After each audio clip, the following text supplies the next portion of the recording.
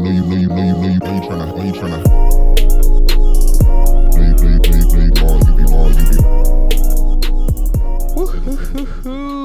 boy, I am so ecstatic. Yeah, ecstatic. I think that is a proper word to describe how I'm feeling about you and me hanging out right here, right now, in this moment. Greetings, everyone. Thank you for joining me on the third installment of Airwalk Talks. Thank you for just being here. Good morning, good evening, good afternoon. No matter what time it is for you, I'm hoping that you, yes, you, are having a good time.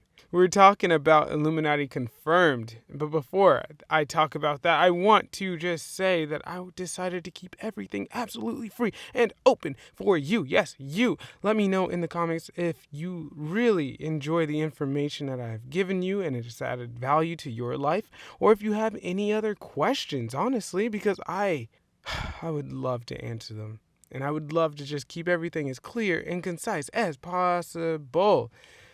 Also, if you can support my Patreon, it is linked below, but literally do not do that unless this content genuinely adds value to your life. All right, let's get on rolling. Let's talk about Illuminati Confirmed. And for these Airwalk Talks, if you're new to them, and this is basically just a really chill session, just want to just chill out and talk about how I make my skits.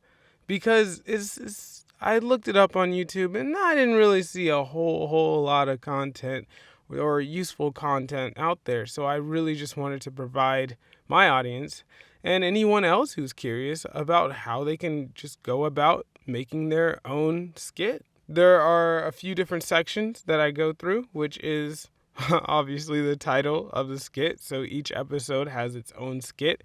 And then I talk about the actual brainchild, where like this idea even kind of like stemmed from, or if it was already in my head, or like if something triggered it. And then the influence, like what influenced the way that I made it, what influenced this idea, or how I like made the twist. And then the writing, the shooting, and the editing, which is all just practical filmmaking stuff. So thank you so much for being here. We're gonna start this up. I actually brought my water this time. The past two episodes, I was parched. So let me take a drink now. All right, so let's just talk about this. Where'd this idea come from? Illuminati Confirmed. I feel like the Illuminati is a thing that's been talked about for like the past decade, honestly. Everything. I remember when I was in high school and people were talking about all of these different like conspiracy theories and aliens, and then the pyramid, and then the $1 bill. And I really didn't really like pay that much attention to any of these conspiracy theories. That was never really my thing. That wasn't me. That's not what I was interested in. It was always in the back of my mind. And it was another thing that I kind of sort of associated with pop culture. Eventually, I came across one of my favorite stand-up comedians, writers, directors, and actors, Aziz Ansari. And let me tell you, I really enjoy a lot of his work, whether it was just him acting or his stand-up comedy or just anything else that he created. He created Master of None, and that was a beautifully fantastic show. I watched one of his stand-ups, and he talked about YouTube being able to convince people of anything. And he was like kind of making a joke about how like a YouTube video convinced himself that he was part of the Illuminati, and I thought that was hilarious. And I really just wanted to kind of pay tribute to that while also like just making a spin-off scenario about the Illuminati being confirmed. And that's mostly where the idea came from. And I mean, honestly, that influence was there. Like the sounds from memes, just the dun dun dun, do do do do do do, I could try to whistle it, but I don't think I don't think I could get it right.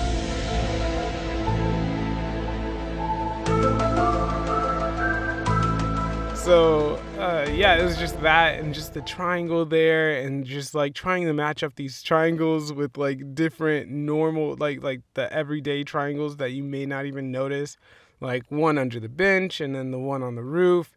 And that's really where this skit was born in my head. So let's move on to writing.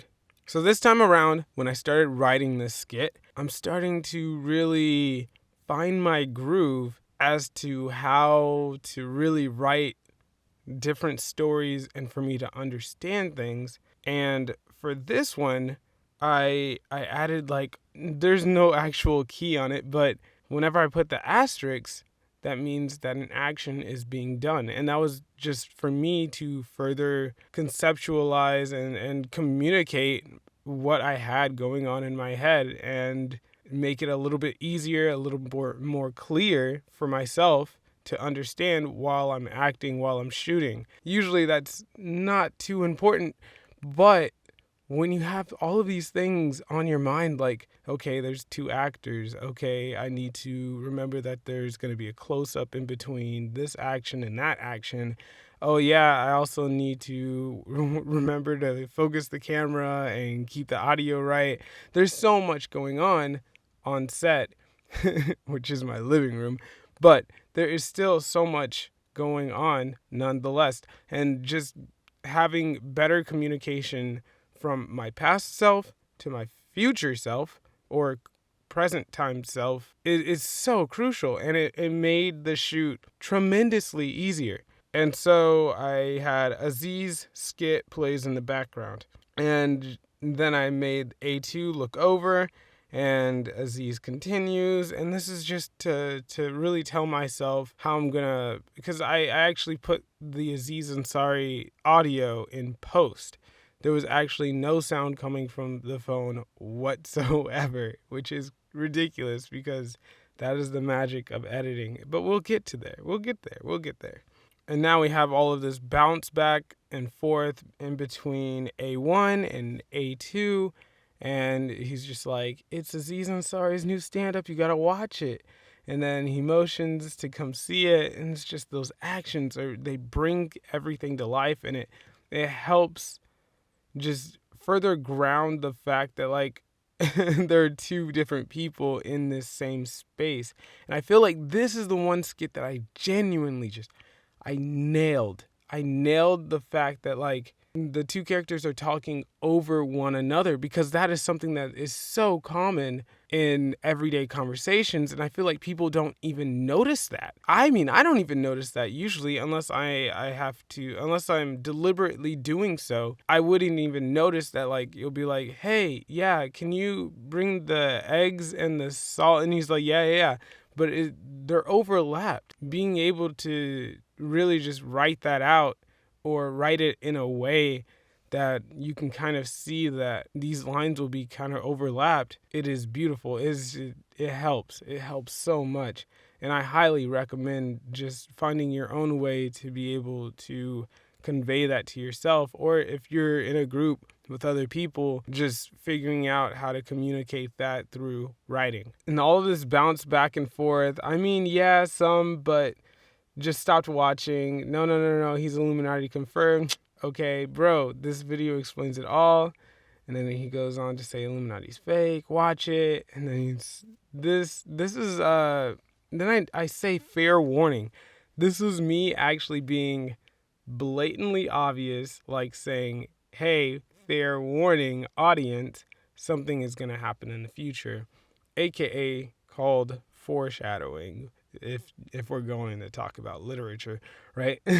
I just wanted to allude to the future and how crazy things are gonna get. And he even like said it. He said, you won't see anything the same. And I was like, yes. And I mean, for those of you who don't really like know me, I really like puns.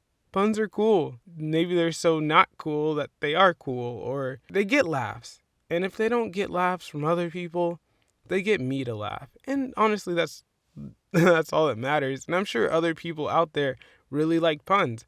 And people really like to throw puns under the bus. And you know what? Your boy Tim Airwalker is going to stand up for the puns because they're dope. All right. Moving on, it is just more like I wanted to allude that A2 was evil, and he's just like, just really building up the suspense, the tension in the skit, in like what little time that I had. And then A1 says take off glasses, but right there in between A1 and takes off glasses, I wrote MCU. And that is telling myself that I really wanted to communicate to future me that I wanted the camera to get a more closer close-up. So a medium close-up, MCU. That is what it means. So that I wrote that down because I felt like that was crucial to the story. I wanted the characters to really, really just like creep in and just get a little bit more intimate with the main character. Or they're both main characters. One's the antagonist, the other one is the protagonist. Another thing that was also in the asterisk was after I said clear triangle in the chair, which is just telling myself that I need to zoom into this chair or the table and put the Illuminati symbol in there. But I also said Illuminati song. So that was just really another kind of like a footnote to myself that, yeah, I need to just put the song in also whenever I do this. I said that the rooftop was going to be blurry. I ended up not doing that because it didn't look that great. And I just ended up moving on to just zooming in, the crash zoom. And then I said ECU for A1, which is just extreme close-up. So after that, the third eye opens and then everything gets really crazy. And if you notice here, I put shakes in asterisks as well. And he's just like, whoa, what? And so that the shakes is just like the camera shake. So I just wanted to tell future me, hey, you're going to have to handhold the camera or something, or you add the shakes in post. And then I wrote down even the boom effect that should happen in that moment. And then after that, after this plot twist, there's a plot twist. No, there's a plot twist. One of those. And then the antagonist, A2, takes off his cap. And then I wanted a match cut because I knew I was not going to be able to put the effect on too well if I had him taking off the cap and the third eye coming out of nowhere. So I really wanted to just tell myself, hey, just make it easier for yourself in post, because one thing we don't do here is abide by this saying, fix it in post. Don't do that. Just know what you can and can't do in post and then work around it with the shooting. Get creative.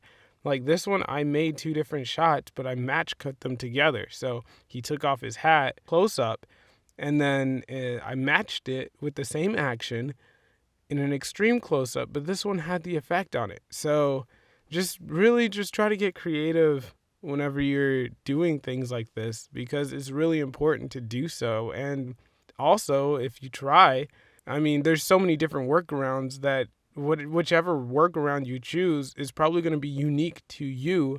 Therefore, you're almost inadvertently creating your own film style. That's amazing, right? Like, man, I love filmmaking so much. Towards the end, I really just wanted to, I kind of like to repeat the title of the actual skit or something very close to it, because in the last episode I had that new Tesla, that new Tesla, that new Tesla. And I actually called the skit Tesla APA, but at the end of it, he said that new Tesla so many times that I was like, no, that's the title. That's the real title of this video. And so for this one is Illuminati Confirmed, and luckily it matched up with the second character was saying. So, okay, let's talk about shooting it. And shooting it, I mean, this is the third one. So shooting skits is getting a lot easier. I felt I'm still riding on that wave of like, oh, the last one worked really well. So let's just try that equation again with just a different story. I wasn't experimenting too much. I felt like I achieved what I wanted to achieve in the last video. So I just really wanted to try to get everything as right as possible again. Not that I don't do that, but sometimes, you got to tinker around, you got to mess around and stuff. But no, not this one. I wanted to try to stick with the same equation that I used in That New Tesla. And for this one, I really had, I'm still starting wide, well, not super wide, but just a medium shot of one of my characters on their phone, because I feel like that's a super common thing that happens, and maybe I'm like relying on it too much these days, but I feel like we're on our phones a lot. Like a lot. And so it's just super relatable to just see some millennial on their phone, big chillin', doing whatever. But in this case, he's watching Aziz Ansari. And then A2 is just chilling as well, but he's playing, video games, just more grounded within reality.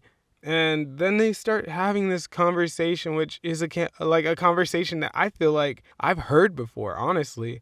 Like people just kind of arguing about different like conspiracy theories, and I feel like that's just a normal everyday occurrence. And then they go on to talk about showing one another their videos, and A2 kind of rejects that. I really wanted to show the different power dynamics between these two characters. I wanted to show the dichotomy between these two characters, showing that A2 has kind of a little bit more power over A1 than we might have assumed, because he was the one who offered to like show his video first, but instead A2, who was like, no, watch this video instead, A1 kind of just becomes a little bit more submissive to that, and he ends up watching the video, and then we have the Illuminati symbol pop up. I tried my hardest to make a perfect triangle with this bench that I had, and it looked so crisp. It looked right on the camera, but once I went to editing, it wasn't as perfect as I thought it would be. It was kind of a struggle, actually, trying to put the little Illuminati symbol in there. At first, I tried to put the symbol upright, but, I ended up putting it sideways. But that's still talking more about the editing, so just let's keep moving on. And I figured on set when I was doing it, I was like, I think crash zooming would be amazing, especially if I put the song with it. That would just be hilarious. And thankfully, I feel like I made a really good decision on that behalf. All right, so from here on, I knew I was going to do an extreme close-up, but I thought I was going to show a little bit more of the face, but I ended up not doing that.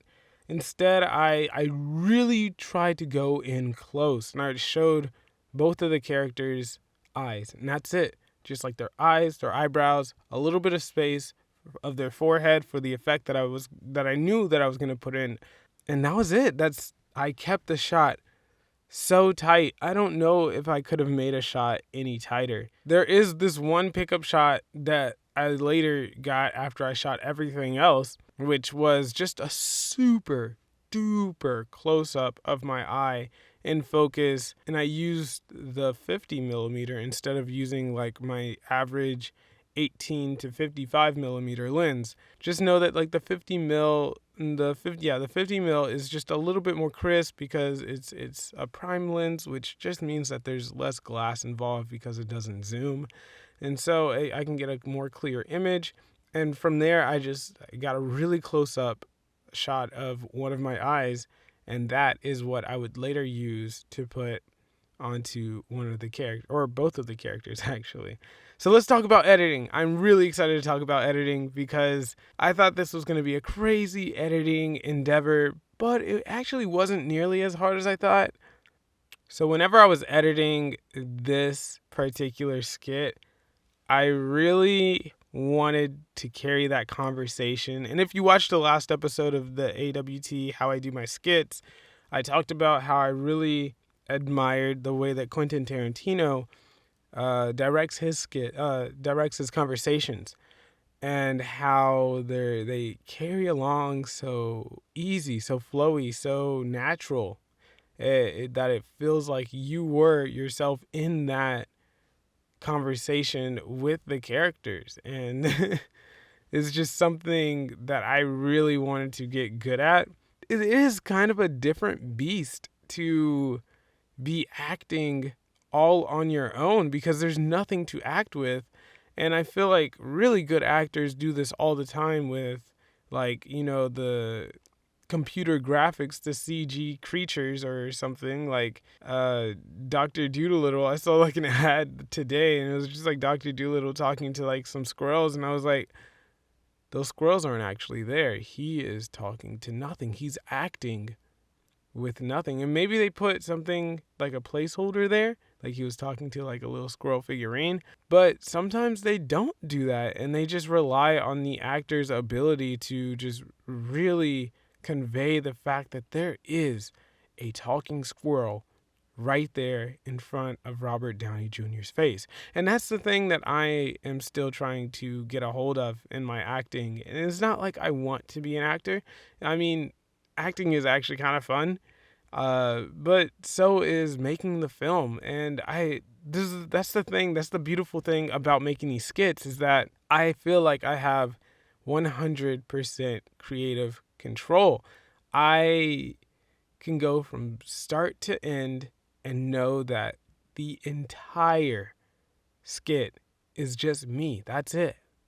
This all came from some small idea that I had on the toilet.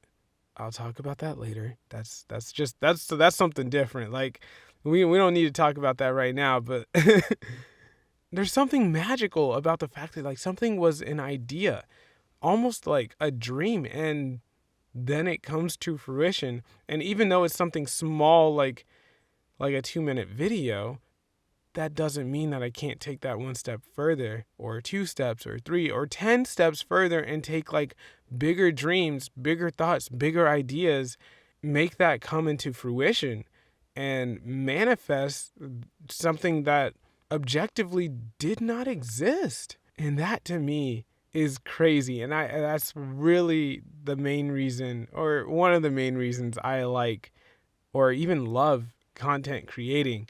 After that, I really wanted to pass the phone from character to character, and I didn't think that this was going to be that difficult. And it kind of was, because then the dialogue didn't really match up with the same time that each character was either giving or receiving that object, which in this case would be the phone. And I mean, I just had to like tweak around a little bit and show the face of one of the actors a little bit longer than the other, but like still kind of have the actions match up. And in all, I'm pretty happy with the way it turned out because it felt pretty natural. Another thing is, this is like one of the first skits that I actually used these non-prescription glasses. And I don't know if you noticed, but like in some of the shots, you can actually see the reflection of my phone in the glasses. And you can tell that I'm clearly not watching anything. And in fact, you can almost see or read the script that is on my phone. It's crazy. And I was like, oh, because I mean, I'm shooting on my own, so I can't be behind the camera and in front of the camera at the same time. So I'm just like, okay, so the phone, I mean, it's going to be on. I didn't even think about like lowering the brightness because I didn't think that the camera was going to pick up the reflection of the phone. And I mean, when I was in post and I was editing, I was like, oh, yo, I didn't know that it was going to like actually catch that. Oh, snap. And I just left it in. I didn't feel like doing a reshoot because it was almost like one of those like happy accidents that if someone points it out or if someone notices it, I'm going to be touched because they were looking at they had such a detailed look at my skit. As long as it's not like, negative criticism. It's just like something that's like, you had your script open whenever you were filming this skit. La, la, la, la, la. And I'm just like, yeah, thank you for noticing. I really appreciate it. And thanks for watching my video and commenting and all of this and that.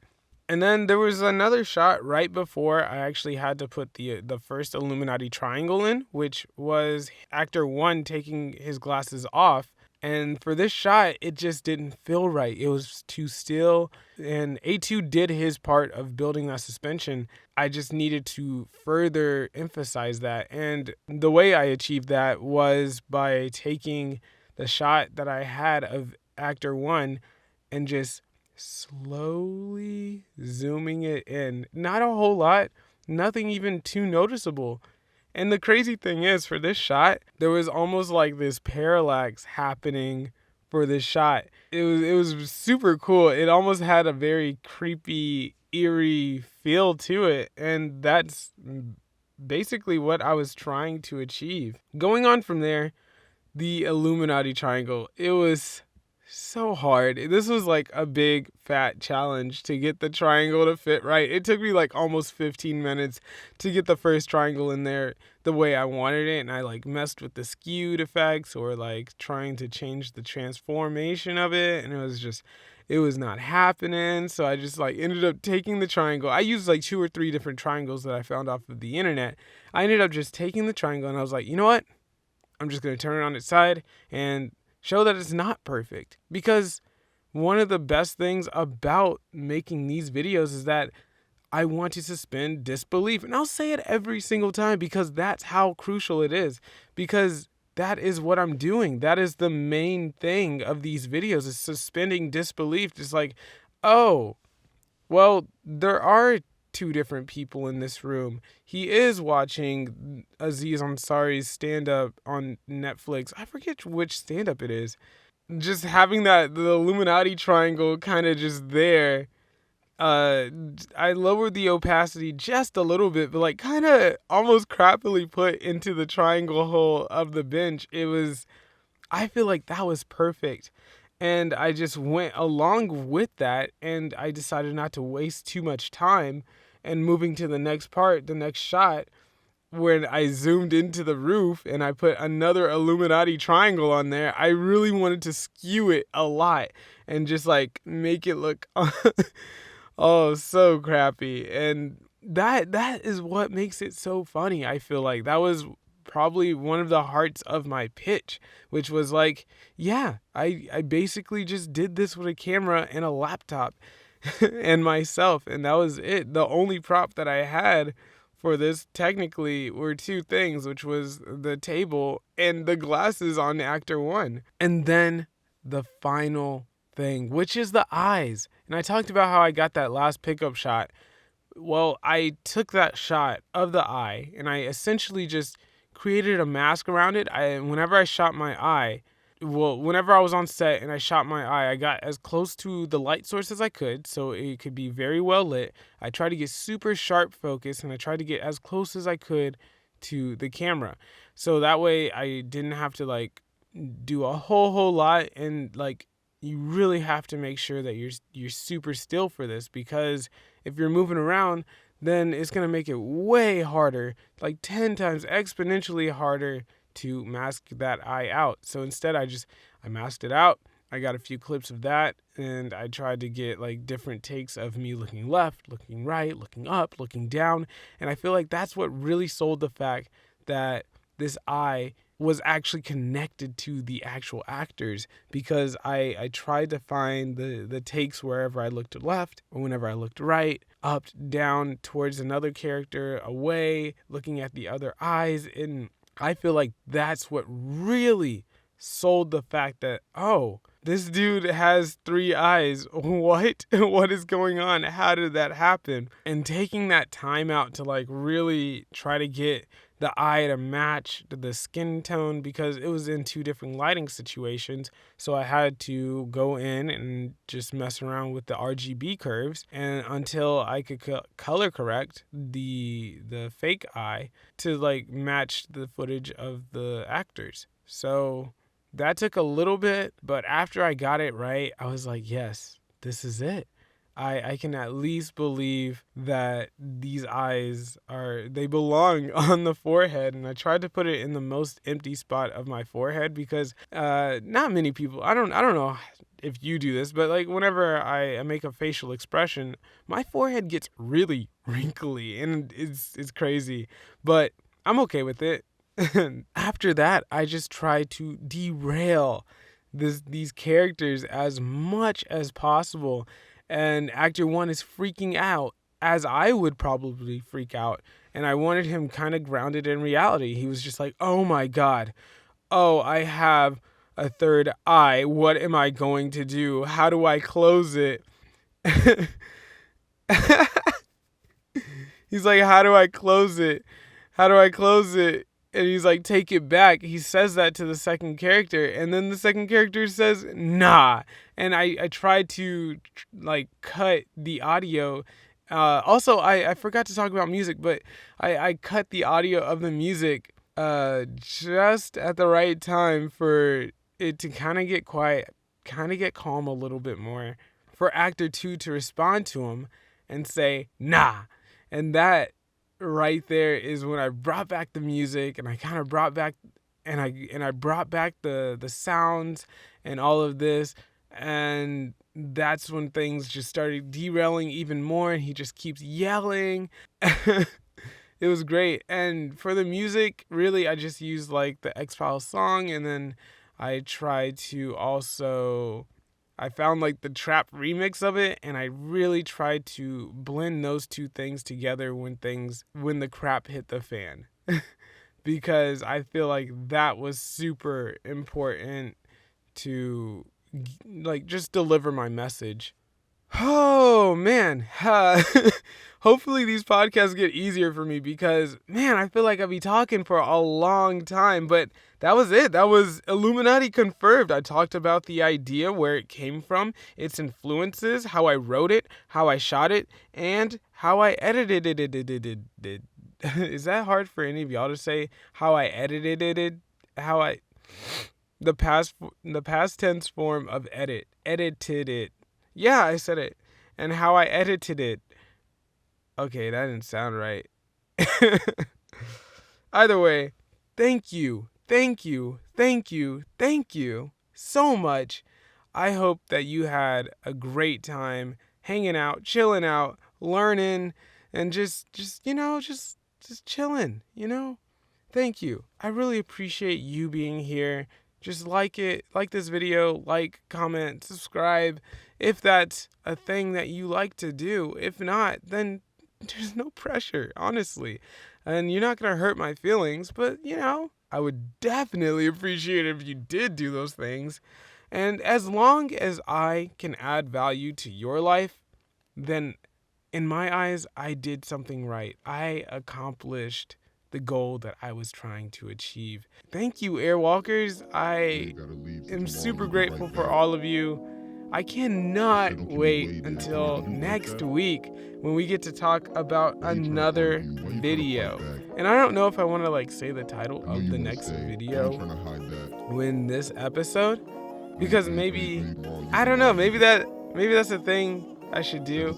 I'm not sure. Let me know in the comments. But till next week, thank you so much. I hope I could add a little bit more value to your life on this day. And that is another Airwalk Talks out of there. Woo! Yeah. Also, you should check out Aziz Ansari's stand-up. I forgot which one it is. I think it's Right Now. Like, no, that's the name of it. It's called Right Now. And right now, I'm going to leave. So let's cue the music. Here we go. 3, 2, 1. Thank you. Peace out, y'all.